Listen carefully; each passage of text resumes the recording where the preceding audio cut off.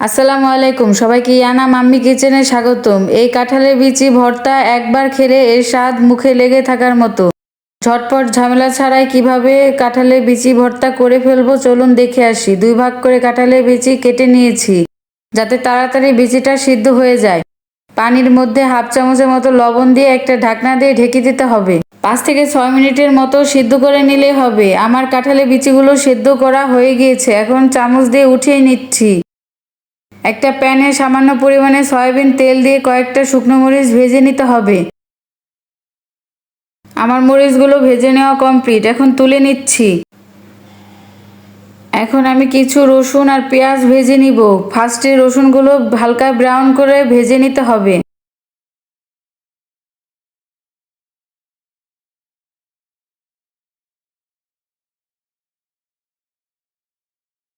রসুনগুলো ভেজে নেওয়া কমপ্লিট, এখন এর মধ্যে পেঁয়াজগুলো দিয়ে ভালোভাবে ভেজে নিচ্ছি।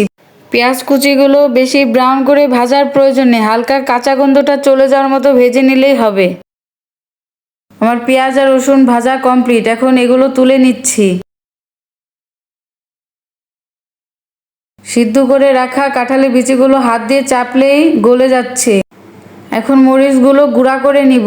হাফ চামচের মতো লবণ দিয়ে হাত দিয়ে ডলা দিলেই গুঁড়ো হয়ে যাবে। ভেজে রাখা রসুন আর পেঁয়াজটা দিয়ে আবারও ভালোভাবে মিক্সড করে নিচ্ছি।